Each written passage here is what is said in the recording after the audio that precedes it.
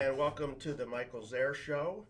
Today's date is May 26th, uh, Friday, May 26th, 2023. We're coming to you here from the Rising Eagle Studios at the Warrior Healing Center in Sierra Vista, Arizona. And if you don't get a chance to join us live, I hope that if you're watching this later, uh, when it's up online, if you have any questions or comments, please put them in the comment section so that we can respond or let our guests know as well, so that they can also answer any questions that you may have if you're watching this after the show's done. So this morning, my special guest veteran is Larnell Sanders. Larnell, thank you so much for joining us this morning. Yeah, not a problem. Beverly Everett, who's a volunteer here at the Warrior Healing Center, she hooked us up for the show, to do the show, and then we were talking, and then you had some questions about VA claims and stuff like that. So I got to get to know you a little bit about a month ago, maybe a little bit less than that. So one thing I love about volunteering here and doing these interviews is I'm always making new friends. Yeah. Right? Always new friends, and hopefully they're gonna be lifetime friends. So we'll see if you can stand me. So what I'd like to do is start out with asking you, where's home? Where were you born and raised? And Okay. I was actually born in Highland Park, Michigan, and it's a little city inside of the Detroit, Michigan. So Detroit is where I claim as home. explain that to me now, because we were talking about that off camera, and I was fascinated by that. I've been married to my wife for 43 years, and she was born in Hamtramck, and she never told me what you're saying, that Detroit has these Little other cities. Yes. Detroit's one of the unique cities that has cities inside the city. Hamtramck is one of them, and Highland Park is another. And the complete city is inside the confines of the. You can drive through Detroit into Highland Park, out of Highland Park, right back into Detroit. Wow. So it's actually cities in the city. But are they governed by Detroit? I'm just curious, real quick. I wanted to ask you. I think Do you they remember? have their own separate government. Do they? Yeah, Okay. yeah. So that's you're right. Then they really are cities within cities. Then okay. I just wanted to get a clarification on that. So Kathy said, "Woohoo, Detroit." I didn't know Kathy was from Detroit. So The Motor City with the wheels still turning. boss ladies from Detroit, I guess. Yeah. So you're born in Detroit, and did you go to school there as well? Yes. I went to all three schools: Chandler Elementary School, Barber Junior High School, and the big KE, Kettering, Charles F. Kettering Senior High School. Okay. I left there, and I actually attended college first at Lawrence Technical School, but now it's Lawrence University. What year did you graduate high school? Graduated high school in 1975. Okay. I went to a year of college and said, I want to do something different. Not for you, huh? Not for me at that time. And I decided, I had an uncle who was retired Air Force, and my older brother also went into the Air Force. Okay. So I never had a second thought about any other branch of the service, and took the test for the Air Force, got it right off the bat, and that's where I came. I originally went in the Air Force for EOD, explosive ordnance. And, Okay. Quickly changed my mind after the interview, and a picture. I couldn't picture myself with one hand. I just couldn't see that. So. Well, when you graduated high school and you were in college, what was your plan thinking at that time? What kind of degree were you thinking of going towards? Architectural. Architectural? Yes. And it just didn't really speak to you, and because you have family, and I love this because a lot of the veterans that I do these interviews with all have family histories of service to the military. Yes. So I'm glad that you shared that your older brother, did you say? My older brother. And your uncle. I had two uncles. One was my uncle, my father's side was Marines and then Army, and then my mother's only brother was Air Force. Okay. Okay, and I mean, at one point when I went in '76, I had a bunch of cousins that followed me 2 years later. I mean, they was. I had at one point we had nine. I had nine relatives, all in the service. At the Wow, same so your time. family's really dedicated to the military. That's awesome. Yeah, yeah, there was a bunch of us there. Uh, but I went on. Like I said, I kind of stayed within the confines of the architectural thinking. I got into civil engineering. Drafting was my background, and once they looked at my background, they said, "That's where you go." So I ended up in civil engineering, called EA, which is engineer assistant, and I learned drafting. They didn't have to teach me. I did drafting, surveying, and then when I retired, I was actually a construction manager. Uh-huh. So when you enlisted, where did you enlist from? I enlisted from Detroit. So you went Yeah. right there. You Yeah. went and took the test and everything, and I left the MEPS there in Detroit, and of course everybody goes to Lackland down in Texas for basic training. basic training. And in my first duty station, I was fortunate. Everybody kind of laughed at me because I was in the 819th CSHR, which is Civil Engineering Heavy Repair Operational Squadron Engineers. And that acronym comes out to Red Horse. And Red Horse, we basically I was stationed in Wichita, Kansas at McConnell Air Force Base. That was your first duty That statement? was my first duty station. assignment? Okay. I was actually assigned there for the first 3.5 years of my career, but I only spent like 9 months on the base. All the rest other time I was TDY somewhere, which is a temporary duty station somewhere else, doing what I do, which is surveying and drafting. We drew up the plans before we went, and then we went there and we did the surveying to get the team started on building what we were building, and then my team would leave and go someplace else. So we were on a constant move, basically building. I mean, 1 month I would be at March Air Force Base in California. Next month I'd be in Seymour Johnson, North Carolina. Okay, so we were all over the place. So how did that work then? You were assigned to your permanent duty station, and then all these places that you're talking about were TDY Yes. assignments then? Yes. Everyone Okay. was TDI. We never spent more than 6 months at any one place, because then it becomes an assignment. Right. You know, so Pretty good experience though, getting to travel though, right? Yes, I loved it. And then they allowed us to drive most of the time. You know, so I put some miles on my first car. It was interesting. Red Horse not only is combat, it was combat engineering, so we also had to train in combat skills also, because whenever we were deployed, we actually were responsible for our own security to start until the Army would get there and take over the security around our compound. Okay. So that was a lot of interesting training. You know, M16 was standard. Later on, I had to do the 9mm. My job, especially as a construction manager or an inspector, I had to go out into the communities.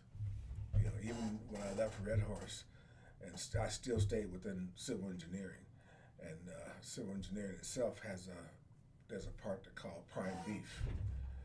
Okay, and that's basically where we do the combat stuff in the prime beef area, and we go and set up, like my job was when I went to Desert Storm. I was assigned there to bed down the unit, so I had to basically draw up the plans for the base, and then go out and survey the base. And we were using chalets in the place that we were at, in such a configuration that if there was an airstrike, they would never get more than 2 buildings at a time. Wow. So that was it was unique. So what was your after you had that first duty assignment and you were doing that TDY travel? Where did you go after that? Okay, the whole unit packed up from McConnell Air Force Base, and we all moved to Wethersfield, RAF Wethersfield in England. England? Yeah, Wethersfield was an old deactivated base, and we were sent there to reactivate it. What was your first impression when you got there? It was fun. I thought it was fun. I looked at all of the buildings. I'm like, boy, do we have our work cut out for us. Yeah. Because I would say 80 to 90% of the buildings were Kwanzaa huts. Uh-huh. So we had to tear down a lot of Kwanzaa huts. They had some regular structures, which is what we lived in, maybe 3 or 4. So we had a lot of building to do on that base. So give me an idea then what it was like when you got there and you started doing this tear down and putting up.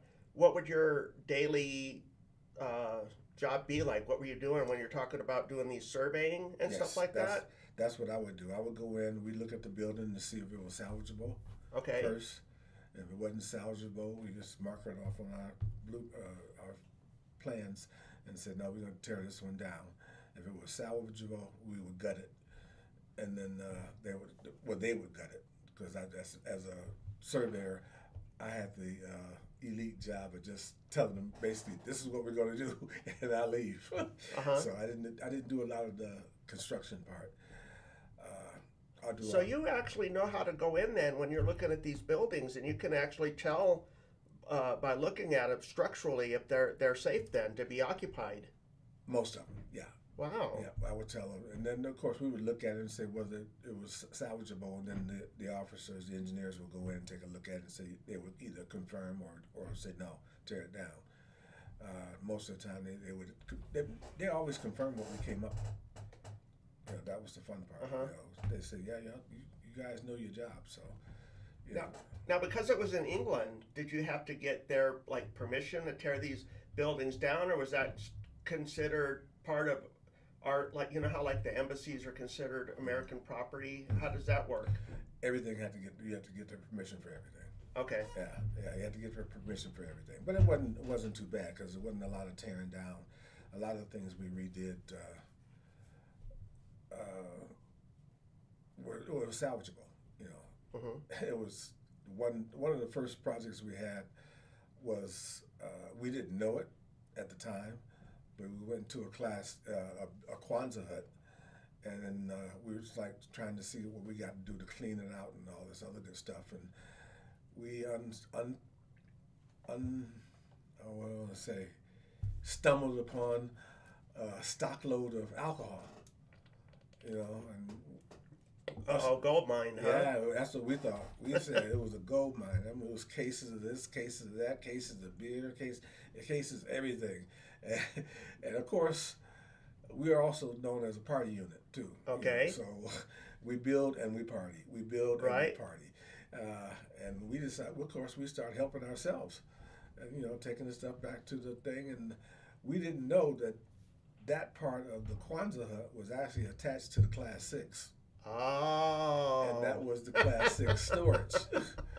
So about 10 o'clock that evening, the first sergeant shows up and said, okay, everything that y'all took out of there, take it back.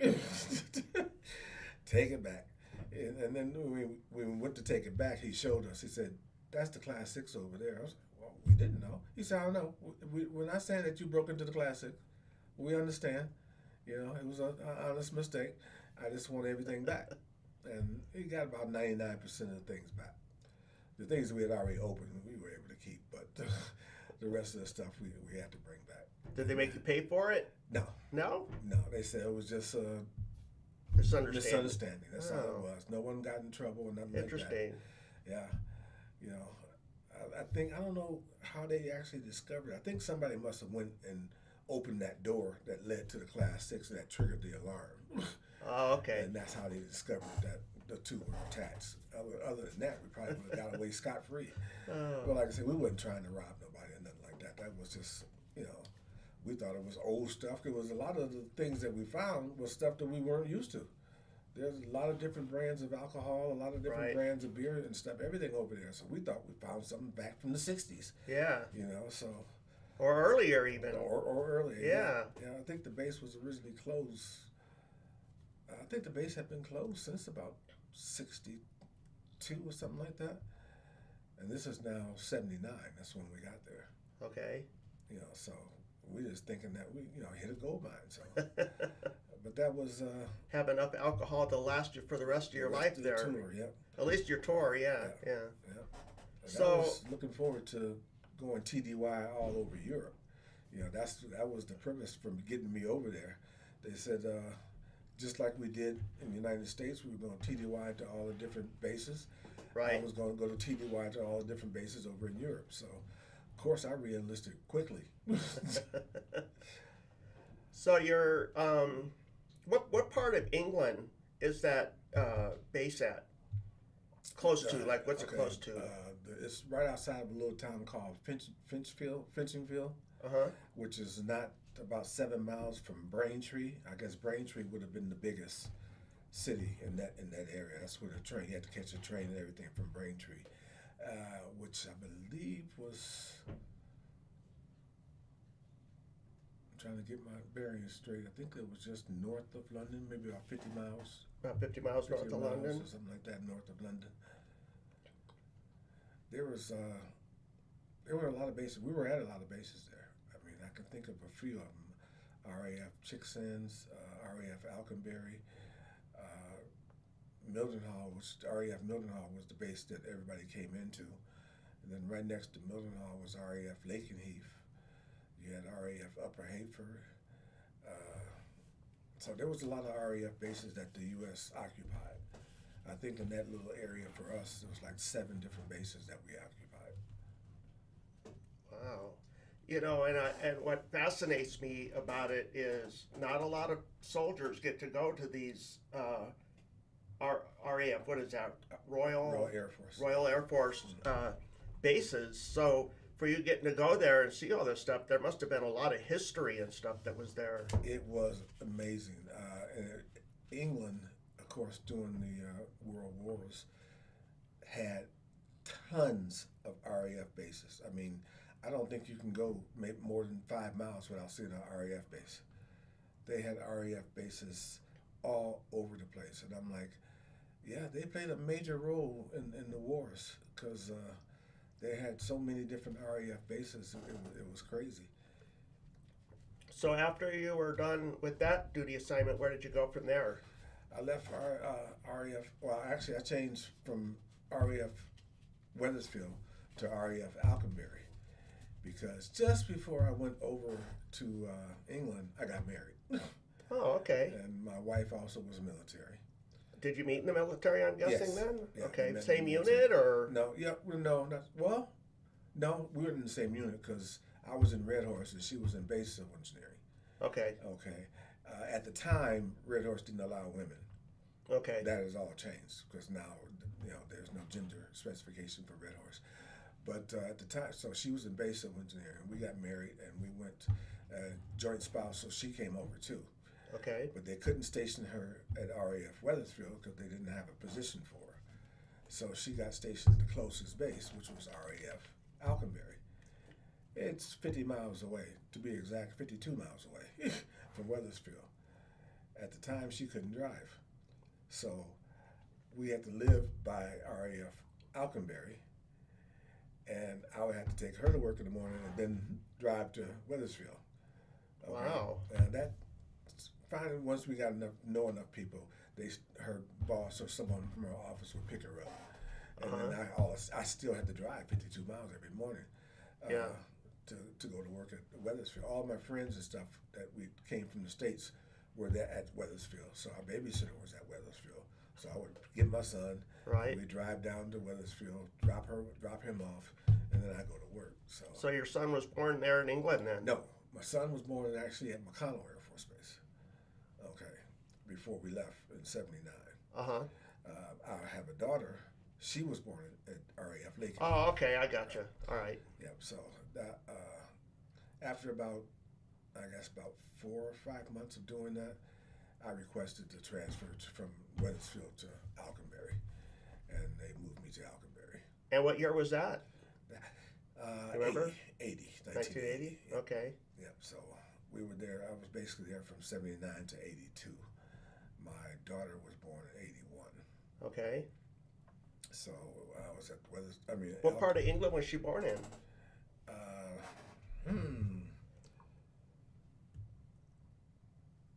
She was born at Lakenheath. The hospital was at Lakenheath. Everybody had to go to Lakenheath to go to the hospital. Right. I mean, we had clinics at all the bases, but the hospital was at Lakenheath. Oh. So I would say once again, not far from London. It was more like about 50 miles. Everything was centered around London. Okay. So it was Newcastle is where Lakenheath was at. Newcastle, which is just I guess northwest of London. So now you're married with children. Yes. And it's a different experience being a single soldier versus being married and having all those extra responsibilities and everything, right? Most definitely. And both of us being in civil engineering, which means we were both tapped to end up being deployed somewhere. Right. Okay. They would never deploy us both at the same time, and 9 times out of 10, I got deployed versus her, which was okay. I didn't mind that at all. Uh-huh. But then when we left RAF Alconbury, we went to Carswell Air Force Base. Where's that? Dallas Fort Worth. Dallas Texas. Fort Worth? Yeah. It's actually in Fort Worth. Okay. And we spent 3 years there. Interesting place. It was a fun place. In fact, when I was back in Red Horse, my very first TDY was to Carswell. Okay. So when I got stationed there, I was happy because I knew the area. I haven't been there before. I knew the area and all the sights to see and everything. So getting back there was like back to my old stomping ground again. So only this time I'm married. So. And then where did you go next after that? Okay, that's when it got, I won't say hairy. They sent me from the frying pan, because it's nice and hot there in Texas, to the freezer. I left Carswell Air Force Base to Grand Forks Air Force Base, North Dakota. Oh, okay. And believe you me, the difference in temperatures, I drove from Carswell straight up 35, takes you straight to North Dakota. And I got there maybe about 6, 7 o'clock at night. And I've been in the car for 12, 14 hours. So all I had on was a windbreaker. So I jump out of my car, run into the billeting, and get checked in and everything. And I said, well, I better get something to drink. So I asked him where the package store was at. You can actually see the package store from the billeting. And he said, it's right over there. I said, okay, let me run over there. He said, you ain't running nowhere. I'm like, huh? He said, it's minus 63 degrees outside. Whoa. And I just looked at him like, it can't be no minus 63 degrees. It doesn't get that cold. We're not in Alaska. He said, no, we're colder. Wow. I'm like, what? And I swear forward. Well, don't swear, but I went to step out to go back to get my bags and stuff from the car. And when the door opened, it felt like a sledgehammer hit me in the face. That cold was just that cold. It's just like, boom. And I'm like, whoa. And I stepped back inside, and the gentleman behind the desk there gave me his Parker. He said, go ahead and get your stuff out the car and keep it and go on over to the package store too. So I did all that and came back. I did not leave that building again until Monday when my sponsor came to get me. And that was Friday. I ordered food in and everything. I was not leaving that building. I did not believe it can be that cold in in the United States. And then one of the first things they do when you get there is they take you over to supply and get your cold weather gear. That's first. Okay, when you leave supply, if you're driving a vehicle, they take you downtown and you got to get a block heater put on your vehicle. And this is all before you even check into the squadron. Right, you got to get a block heater put on. He said, because if you don't have a block heater, your car is not going to start. Exactly. And after we got all that done, then we went and checked into the squadron. And I was outdone about how cold it was. I couldn't believe it got that cold. And I happened to get there during the coldest month, which was February. What were some of your impressions of North Dakota? Cold. Right, but I mean, like scenery-wise, was it cold? Still cold, huh? It was flat. I mean, At No first, mountains or no anything, mountains, huh? no mountains, Okay. nothing like that. Not a lot of trees. A lot of sunflower plants. And they, when I left there, they gave me a little plaque, and this on the plaque it had the tree is a telephone pole. Okay, that's the only tree you have there is a telephone poles. The national bird is the mosquitoes. Oh. Okay, and it's just flat. That allows that wind to come through there and really reap havoc. I mean, you get up one morning. In fact, particularly, I got up to go to work, turned the corner to go get to my car. My car wasn't there. What? It was a snowdrift had completely covered up Oh my car. gosh. And the only way I found my car was one light on the back of the car, and I could see where my car was at. And I could not believe that. I'm like, what? It took me like 3 hours to dig my car out. Oh Lord. And it was just funny. My neighbors, the way it was set, one side had the snowdrift, the other side was clear. So my neighbors come out, saw me digging out my car. They just jumped in their car and went to work. I was like, okay, all right. And I didn't know how the way things work there. Right. Like I said, I took about 3 hours to dig myself out. And then I come home that evening, all the snow was gone. It was cleared. It had drifted to the other side. So now my neighbors are all parked out on the street trying to dig themselves in so they can get to their garage. And unlike them, I helped. I helped. And they's like, we will never just leave you stranded again. Yeah. I was wondering where's your. Yeah, they would never leave me stranded again. After that, commander authorized that we could just dig out spaces in front of our house, and we can just pull up on the grass because the grass is not coming back anytime soon. So we parked right in front of the house, run the extension cord out, and plug the car up. So that was we couldn't park on the street. There was no parking on the street at that time during that time of the year because of the snow plows had to come through and clear paths, and you would hear the snow plows go through. That was a additional duty. Ended up running the snow plow. I got to run a dump truck with a cigar broom behind it, and I had the duties on the runway and the aprons and stuff like that, moving the snow out of the way for the planes. Wow. Yeah, That wasn't part of your MOS, huh? No, that was other duties as assigned. Other duties as assigned. Yes. Yes. So I learned that. I got familiar with the runway, and that's probably what I should not have done, because after that. Let me guess, you did a great job. They loved you so much they weren't going to let you go. All my jobs after that were on the runway. Runway repair. I would survey the runways, what needed to be repaired. When we did add-ons to the runway, all the jobs were mine.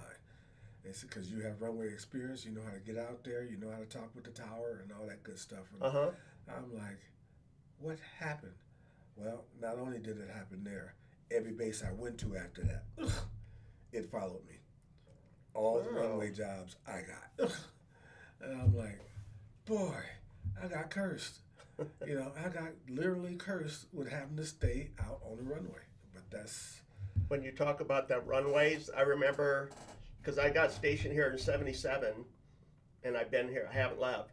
So as you would come into Huachuca City, on the right-hand side is the East Gate there, and you used to be able to go into North Gate. It was the North Gate, sorry. So you would go in the North Gate, and you'd go all the way up, and it would take you up into like Apache Flats area and stuff like that.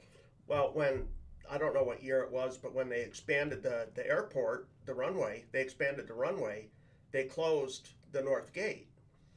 And so when you were talking about the runway repairs and expansion and stuff like that, it just kind of reminded me of what we had down here. So yeah. So you're in so after North Dakota, then where did you go after that? After 6 years in North Dakota, I went to Grissom Air Force Base. And when you got to Grissom, what was your rank at that time? I believe I was staff sergeant when I got there. Now in the Air Force, that's what? E5. E5? Right. Okay. And I made E6 when I was at Grissom. I almost used to say that was a curse because when I put that on, of course, every time you advance in rank, you advance in responsibility. You know, and that responsibility followed me. It was at Grissom. I mean, yeah, Grissom. Yeah, it was at Grissom that I went to Desert Storm. And actually, they called it. It was when we left. It was actually Desert Shield. I was on the advanced team. I was always on the advanced team. And what year was this that you went? 90. In 1990? Right. We thought we was going to spend Christmas there because they mobilized us a week before Christmas. And then they kept pushing it back. And then we finally took off January 30th. And we left there going to Pennsylvania. Okay. And that's where we met up with the guard unit that we were actually going to be flying over with. And we left there on New Year's Eve. And we flew over, and that was my first time flying in the 135 refueler, and that was an interesting experience. I didn't dress for the occasion. I had no idea that the planes could be so cold. And finally, when I got there, they suggested that I got up on top of the cargo that was in there. And I got up there. There was barely enough space to fit in there, but that's where all the heat was at, too. So, interesting experience. And I got a chance to actually sit back there in the tail cockpit for the tail to actually move the boom around to refuel. Because we were actually... Really? Wow. We were actually refueling as we went over there. Wow. They were refueling the aircraft as we went over there. And then that's kind of an honor, actually. You don't know very many people that get to do that. It was fun. It was, and they said, well, just slide down in there. I'm thinking you're gonna get in like this. No, you actually get in head first, straight down. And I'm like, what? He said, yeah, that's what we do. Yeah, that's how they do it. And I think now it's all computerized, but that's what they did. They manually slid down in there, and they actually moved that boom themselves. That was actually ending. And then we landed in Spain. And we landed in Spain, I think it was a half hour before midnight there. Right. And they gave us a choice. It was a busload of us. They said we could either run to the club and bring in the New Year's at the club, or we can go to the chow hall. Out of maybe 40 people, 4 people went to the club. The rest of us went to the chow hall because we were starving. And I have to admit, that was my first time having a Spanish omelet, and it was the best omelet I ever had to this date. And where was this again? This was in, was it Spandala, Spain? Yeah, I think that was it, Spandala. Okay. That's where we landed. And we were only there long enough to refuel and add some more cargo or something like that. So we were there about 18 hours. You know, so that was long enough just to recharge and then get back on the plane. And then we took off and landed in Saudi. Okay, what did you do when you got there in Saudi? For the first 2 weeks, I didn't do anything.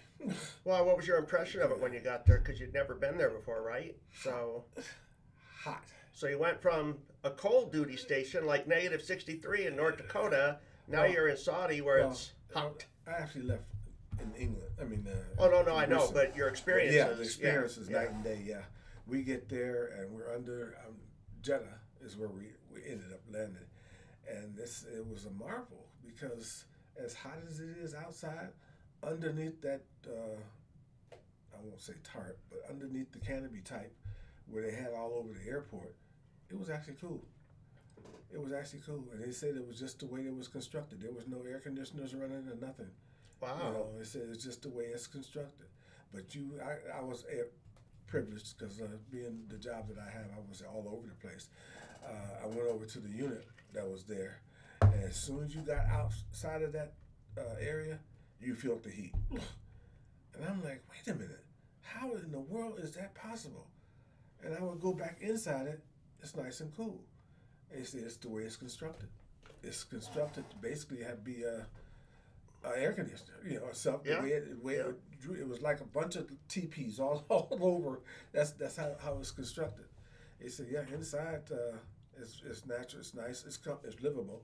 Outside is unbearable, you know. And we, like I said, we got there, and I ended up spending 2 weeks there because there was a mix-up. I really wasn't supposed to be there. The job I was going to do, somebody had already got there before me and relieved the people that were there. Okay. And I said, well, I guess y'all can just send me back home. And they just looked at me and laughed. It's like, no, you don't understand. You're in country. You ain't going nowhere, okay? Somebody else will leave before you. And then... so what did they have you do then? The first 2 weeks, we got a chance to just go out to the suits and shop and stuff like that. Right. You know, the gold suits, the silver suits. The suits is just like shopping places that we go. And then finally they came back and they said, okay, you're going to go to Abu Dhabi. I'm like, my orders say I'm going to Abu Dhabi. So what was the delay?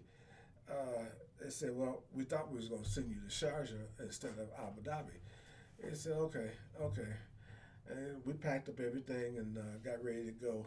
And in the morning we was going to leave, they came and said, oh, by the way, you're going to Dubai. It's like, wait a minute now, where am I going? He said, you're going to Dubai. Are you sure? Yeah, exactly. He said, yeah, the unit that you're with right now, they're going to Dubai, and you're going to bed them down. I'm like, wasn't that the plan to start with? He said, yeah, but they were originally going to be in Sharjah, and then they moved them to Abu Dhabi, but now they're going to be at Dubai. I said, you sure? Said, yes. So we all loaded the plane and flew over to Dubai. Needless to say, the day we got there, of course we're all in uniform, they wouldn't let us off the plane. So we sat, and it was 125 degrees outside. Mm-hmm. So you imagine how hot it was inside that plane. Okay. We sat there for about 2 hours before they would let us off the plane. And the tie-up was they didn't want us getting off the aircraft in our uniforms. So they had to go get jumpsuits for everybody. You're kidding. No, they made us put on jumpsuits. I said, now, who do they think is getting off this plane that says United States Air Force on the crossing, okay? Who do they think is getting off? But that's what they waited on. They waited on us to get jumpsuits. And then we finally got off, and heck, we didn't realize it was 125 degrees. We thought it was cool because we sat so long in that hot plane. Yeah. You know, so getting off the plane, that was totally different, and it was an interesting assignment there. What was your mission when you got to Dubai? My mission was to bed down that unit, to create a base for that unit. So once again, I had to draw up plans to have an area that they can sleep in, and because they were the refueler pilots and all the support people with them. So I had to get a working area and everything.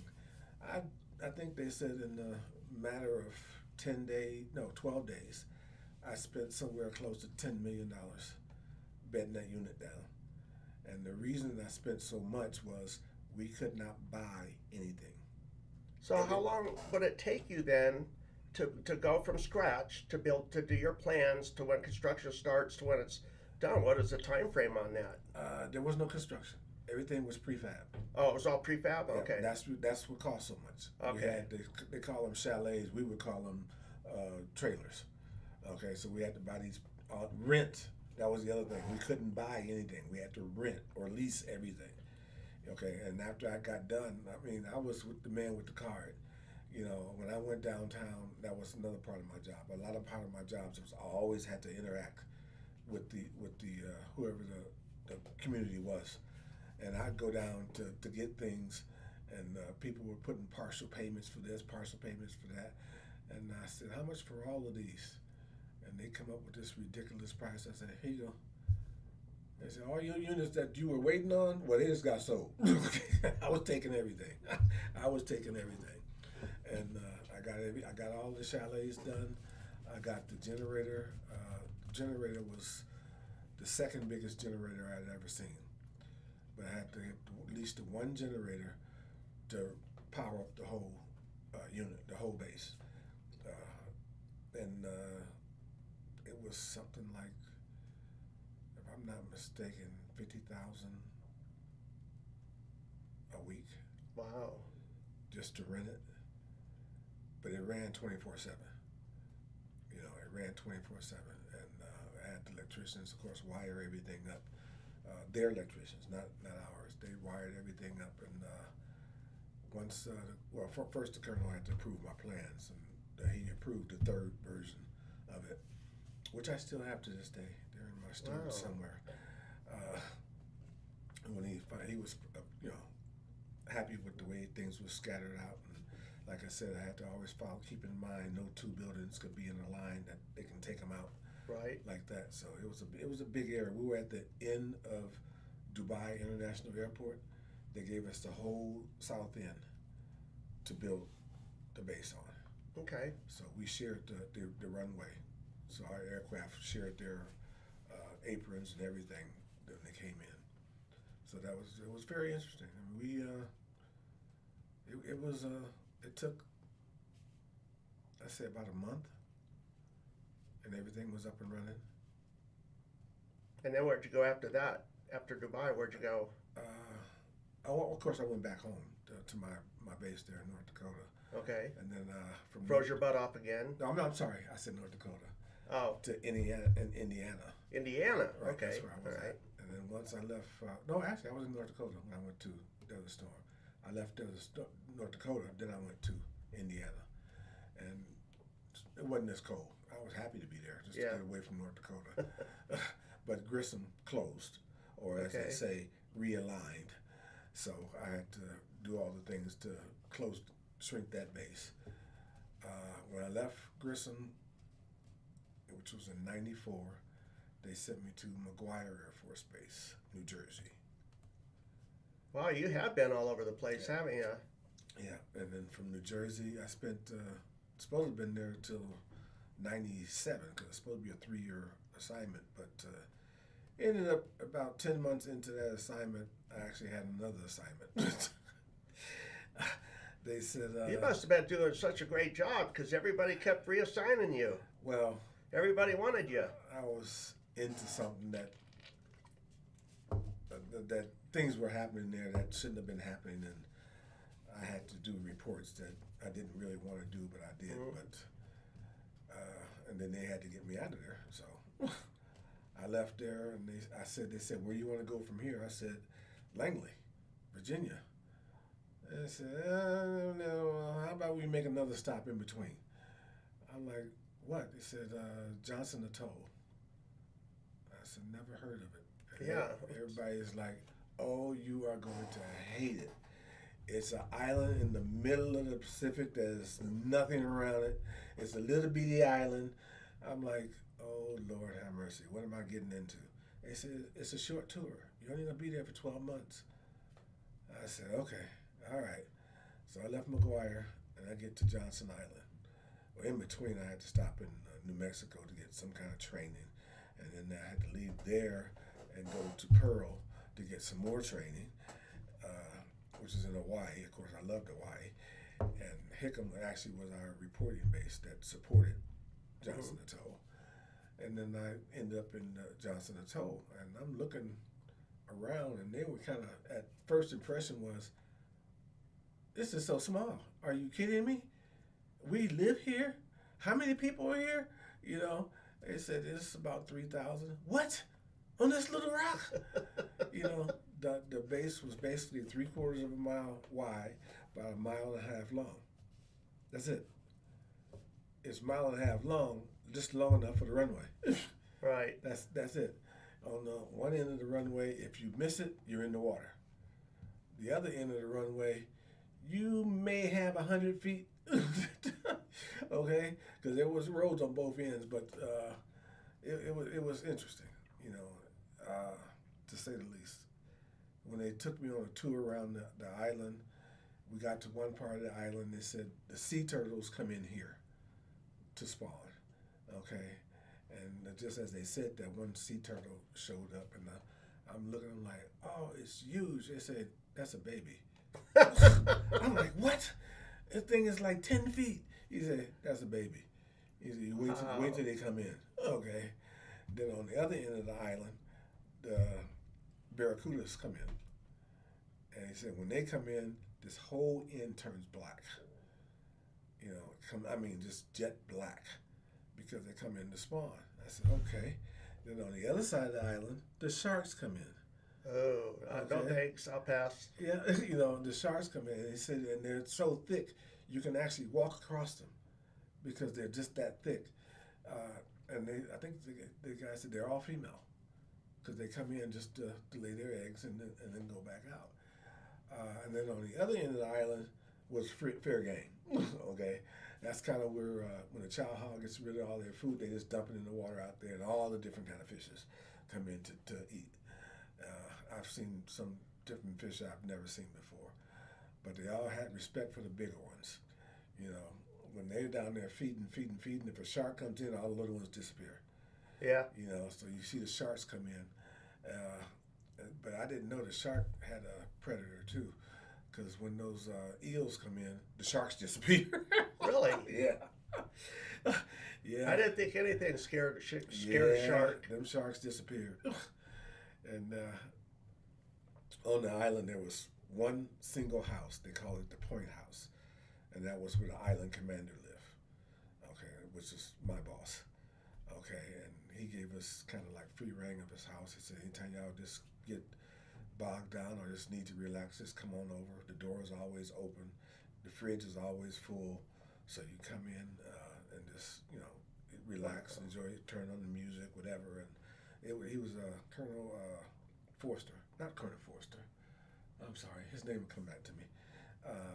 But he was the commander, and he was great. He was great, super. I've never met a better colonel before in my life. But we all every Friday for the whole year, every Friday we had a barbecue at his house. Wow. Okay. Okay, every single Friday, and that was for the new people coming in, and for the old people going out. Okay, so that was every Friday, and it was just so much fun. It was open to everyone. So needless to say, it was a lot of people there all the time. You know, but that was just so super nice of him to do what he did. So where did you go after there? After Johnson Atoll, I went to Langley. You did get it to Langley, okay? I did get to Langley, and from Langley, that's where I retired. And you became CIA, right? No, I did become NCOIC though, in charge of the engineering part, as far as the engineering group for NCOs. What was your? Oh, go ahead. At that time, I had made Master Sergeant. Master. Okay, that's what I was going to ask you. Yeah, and my career came to an end there. Okay. They said I was no longer deployable, you know, and that I hurt my back when I was in Red Horse. Okay. And I remember the doctor telling me, you're 19 years old, you'll never feel it until you're another 10, 12 years from now. And now you're feeling it. And he was right. Yeah. You know, so about 10, 12 years from then, I started having back problems. It still didn't stop me from being deployed. And then, in fact, when I was there at Langley, they deployed me to Belize, JTF Pelican. That's something, I don't know what happened in my last 2 duty assignments. Johnson Atoll, Air Force on the property, Army had the mission. So there was 20 Air Force there and 300 Army. Okay. When I get to Langley, they deployed me to JTF Pelican. And I'm like, why do y'all keep deploying me to the Army? You're E7, you can go anywhere. Okay, you're in that position now that you can train, and that's exactly what they sent me down there to do, was to train. And I went down there, and it was JTF Pelican. It was funny because they had these masons. I do construction, of course, and we're building a school out in the back of this at Ladyfield, was the name of the little village we were at. I get there, they're about 4 or 5 courses high, And I looked down at the wall, and the wall is a snake. And I'm like, what are y'all doing? Where's your control lines? And they're also going, I'm like, y'all need to stop. They said, well, who are you? I said, trust me, you need to stop. You need to build your ends, get your control, put your string in between. They said, oh, we're not doing that. I said, okay. I walked over to the wall and started pushing it down. You can't do that. You can't do that. And then we're going to get our CO. I said, okay, go ahead. Go get him. And he ran and got this little major. The major came out, and then I introduced myself. He said, oh, okay. Y'all listen to him. Take the wall down. Take it down. Because the major had already been briefed that I was coming. Right. And what my job was. I'm an inspector. Yeah. Okay. And I said, now, tell me what y'all was doing to start with. Well, we just kind of eyeballed it. I said, that's the problem. Okay. You're doing construction. Nothing is eyeballed. Everything is controlled. Okay. You build your control in here. You build your control in there. And you come up course by course with a string line to keep everything straight. I said, weren't you taught that in school? They start looking at each other. What school? I'm like, oh my God. Oh my God. We're in trouble. We're in trouble. I said, you all went to school. Oh yeah, but it was only 2 weeks. Oh wow. This Army does things completely different than the Air Force. He said, yeah, we do OJT. Yeah, but who's gonna train you? They said, well, guess you are now. I'm like, oh God. But yet they won't listen to you. Exactly. They're training, but they won't listen. Mm-hmm. Right. But we got it together. We got it together. And it all went up good. One of the other NCOs for the Army showed up, and he actually was a Mason. And he said, I wish I'd been here, when you got here, and we would have had that under control then. Yeah. He said, I was sent here to finish training. I'm like, thank you, because I'm not a Mason. Okay, I'm an inspector. I know how it's supposed to be. Right. And yes, of course, I picked up the way it's done along the way. But he said, no, my job was, I was sent here. I was delayed a week, so I should have been here already. I'm like, okay. But he took over. Cool guy. When I told him what had happened, he said, I'd have knocked it down too. He said, who told him to start? Nobody told him to start. They weren't supposed to start. So, but it was interesting.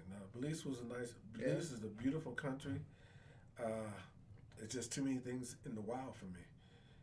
They still have venomous snakes that, in the wild. The black vipers are in the wild, and, pumas are in the wild, crocodiles or alligators, whichever one they are, and all the wildlife has the right of way. Yeah. Okay. Crocodiles crossing the street, you got to stop.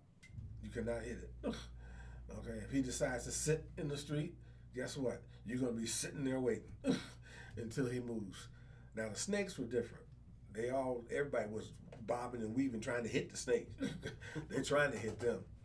And the pumas were always sneaky. They would never, they would come into small villages and snatch kids and stuff like that. But wow. Yeah, I remember hearing about stuff like that. Yeah. That was one of the first things that happened. What was the other little village we went to? Because we went to 3 different villages when I was there, the 6 months building. When we got to the one, it was a school that we were building latrines. And we were wondering what the commotion was. They said a puma had snatched up one of the kids, and they were chasing it. And I guess they made such a commotion chasing it, it actually dropped it. And I said, so what happened to the kid? He said, oh, he had a couple of punctures, but that was it. He was fine after that. Yeah. I said, I guess he won't be back. He said, oh yeah, he will. He will. He'll always be sneaking around, and they have that. That's why we don't, never leave the kids unattended. Never leave the kids unattended. Oh. Yeah, that one just happened to get away. So after you retired, right? Yes. You had how many years in? 22. 22 years. Yeah. How did you end up here at Fort Huachuca here in Cochise County? Well, I retired there in Virginia, and I decided to move back to Indiana. I got divorced when I went to New Jersey. So the wife had the kids there back in Indiana. So I came back to Indiana. That's when I got my degree. When I retired, I did exactly what I did in the Air Force in the civilian world. Okay. I became a construction manager, construction inspector. So I did exactly that. Moved to Indiana. What part of Indiana? Indianapolis. Indianapolis. Yeah, Okay.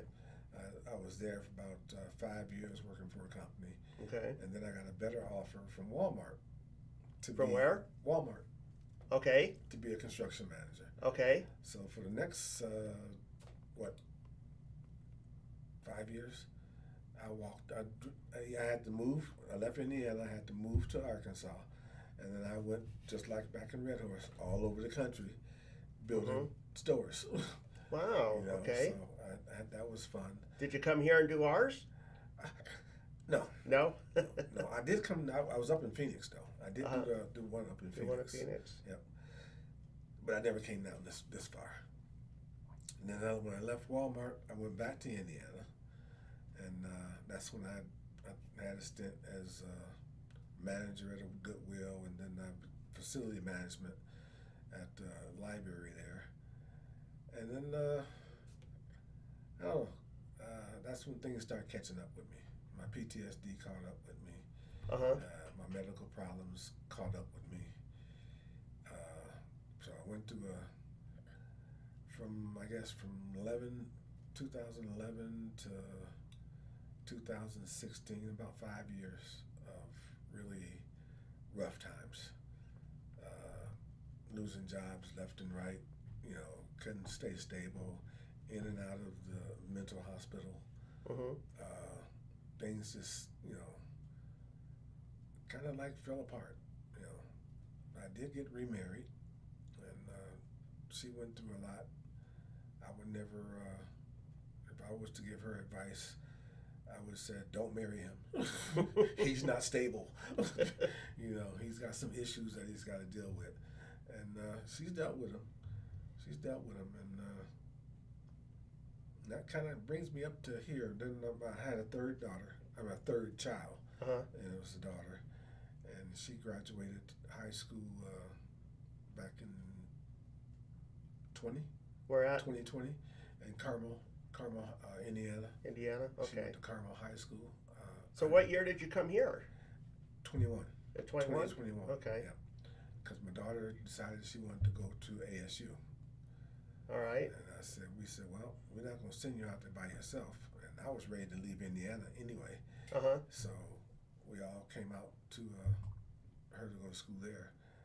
We get here, and we ended up in Sierra Vista because my wife had a sister that lived here.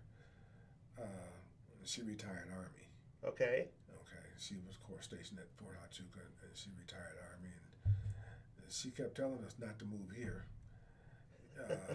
She said, there's nothing to do here. There's nothing to do. I said, I'm leaving the first chance I get. And she did. She was here about a year.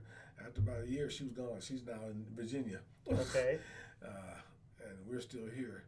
But my daughter decided to go to Cochise Community College to get her first 2 years out the way, which she did. Okay. And now she'll be going to ASU in August to get her bachelor's out the way, and then we'll go from there. So when you came here in 2021, what was your first impression of Cochise County? I said the place is small. I've been to small places like this before. It's quiet. Did that appeal to you? The less noise, oh yeah. Compared to Indianapolis, oh yeah. Without a doubt. I mean, I was kind of surprised. The crime rate is nowhere near like it was in Indiana. Right. In Indianapolis, you're not going to sit down without hearing a siren. Period. And I think I was here maybe 3 months before I heard one. And then it turned out to be a fire department on top of that. So it wasn't even really a siren. So it's different, very different. It's very quiet, which is fine by me. I don't have a problem with small places. I do have to find something to do though. That's the thing. Then they told me about the Warrior Healing Center. Who's they? When I was having a crisis with my wife, Eddie from the Warrior Hill. They called. I guess the police called them. And of course they didn't want to, take me in or anything. I mean, I hadn't done anything to be taken in, but they said he was in crisis. So and they found out I was a veteran, and so they called over to here, and Eddie happened to be the one that came over, and sat down and talked with you. Yeah, well, he just invited me to come over so I can leave the house too. Yeah, he invited me to come over to the Warrior Healing Center. Yeah, he said, Eddie's a good guy. Yeah, he said this is here, and the killing part is my chiropractor is right across the street. And I never knew this place was here, right? This place was here. So many people say that. Yeah, I said, why didn't I know that? I never saw the sign. Yeah. And I guess that was about almost a year ago. So Beverly wants to know, what are some of the things that the Warrior Healing Center has been good for you? One of the things is I love the flute. Okay. They have a class to learn on Thursday nights. The flute class, the flute class. They used to have a drum circle. That was fun too. I hope they bring that back. Then they also have a PTSD group. So when I come on Thursdays, I would normally go to the drum. I would go to the flute, and then when we go to was that the same night? Seemed like we went from one to the other. Well, the flutes was on Thursday night. The drum circle used to meet on Fridays. Okay, Friday, next night. Okay. Yeah. I'll come back for that. And then when I leave the flute on Thursday, I go to the PTSD group. And the guys there are super guys in there too. Those are the activity I've done. They have a break room and they have a library. I've been kind of going to the library. It was kind of interesting. I'm not a big reader. But I checked out a book in there and I can't put it down. Wow. I can't put it down. One thing that's great about the flute club that if you don't know, you start off playing, and I say this every one of my shows, you start off playing on one of the little blue flutes. I call them a recorder. I know that's not what they're called. I'm going to have to ask Beverly or somebody like yourself that's in there what it's actually called. It's a trainer. It's a plastic trainer. They just call it a plastic trainer? It's just a trainer flute. Okay, so anyhow, you start off on that, and then by the time you're done and you graduate, you get a Native American flute awarded to you for free. I should have asked you to bring yours in. Yeah, I could. They were sitting right there. I should have asked you. I didn't know. Otherwise, I'd have told you to bring it. Yeah. They and they're nice flutes. They are. Yes, they are. You get to pick your own. Yeah. She'll bring in a bunch of them, and then you just go through whatever note you want. The one you start off with, I believe, is an A. You should come in and play sometime. Okay. If you want something to do, right? Come into the break room where people are hanging out. Come in and play a little bit. It's very soothing. It is. That's the part that I enjoy. I didn't come last week, of course, because my wife was sick. Right. I'm glad that she's home now. Yeah, she is home now. Good. And it's like when they get sick, they get meaner. So, but I understand it. It's because they're in pain. So yeah. They can't do it nothing sucks about not that. to feel good. It does. I know that feeling.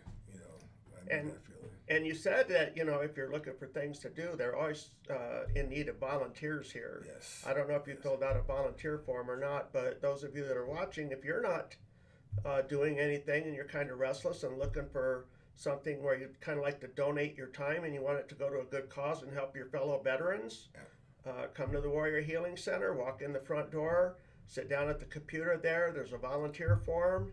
Fill it out, and then the volunteer coordinator will get back to you. Yeah. And I think you would enjoy it. Become part of the family. At least come over and visit. Yep. And then you can determine from there. After you visit, I guarantee you'll come back again. If for nothing else, they have a massage chair in the rec room, and it is super. Josh Mayer was telling me that a couple of weeks ago. He's like, "Oh man, this is the bomb." You sit in that chair and you just I go to sleep every time. Yeah, I go to sleep every time. It does have a timer on it, so it'll shut off after 30 minutes. But if there's nobody waiting, I'll cut it on again. So. Have you been to any other activities here at the Warrior Healing Center? other than I said flute and drum? flute, drums. I do the PTSD group. I did sign up for taxes. They do free taxes every year. Yeah. I have had counseling before. I can't think of her name now. She left though. Donna? Donna, Yeah. yeah. I had counseling with her. She was a tremendous help. I understand they have a new counselor now.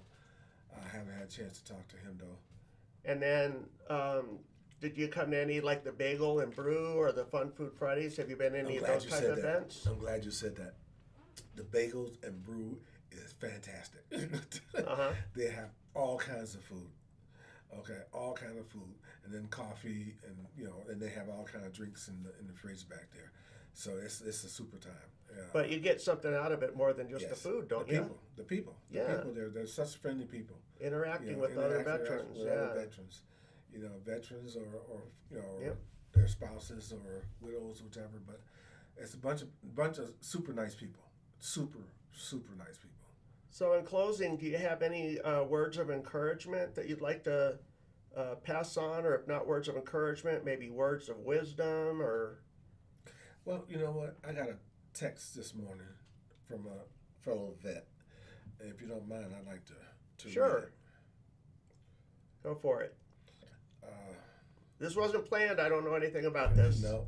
It says, Good morning, Larnell. Blessings from our Lord Almighty to my courageous dear friend. As we start this Memorial Day weekend, I am reflecting on the years of dedication and sacrifice we made for this great America. We were so young, representative of our families back home, who greatly admired us for having the sense of adventure to get up and go. Our families knew of the possible risks, but they didn't stand in our way. We overcame many obstacles and challenges, but inspired by all, we persevered. We wore the uniform with great pride, and I salute you. And that Wow. was just so endearing to me this morning when I read that. What a way to start your day I off, said, right? that was such a great way. The camaraderie that you build with people through the years it never leaves. It never leaves, and that's something. Since I spent so much of my adulthood in the service, it's Right. something that I always long for. I long to keep that camaraderie to bring that back together. So I appreciate that from my friend that sent me that this morning, and that's what I say to you. We did a lot for this country. We did a lot for this country. And I said, does the country owe us anything? No. We did it because that's what we chose to do. Yep. We chose to serve this great nation, and we just need to keep this nation strong. And we need to remember those that didn't have a choice that served this nation too. And A lot of people were drafted, like in World War I, World War II, Vietnam. Yep. And we also need to remember those who are not here now. They didn't come home. Okay. Yeah. The POWs and MIAs. I salute them. Some gave some, and some gave it all. Mm-hmm. Amen. And my words of wisdom is, aim high. All right. Well, Larnell, thank you so much for coming Yes, sir. in and sitting Yes, down sir. and I appreciate sharing it. your story with us today. We really appreciate it. Yeah. I hope everybody has a great Memorial Day this coming Monday. Be safe. Be good to each other. And I will see you next Friday here on the Michael Zehr Show. Have a good weekend. All Take right. care, everybody. Take care. Bye.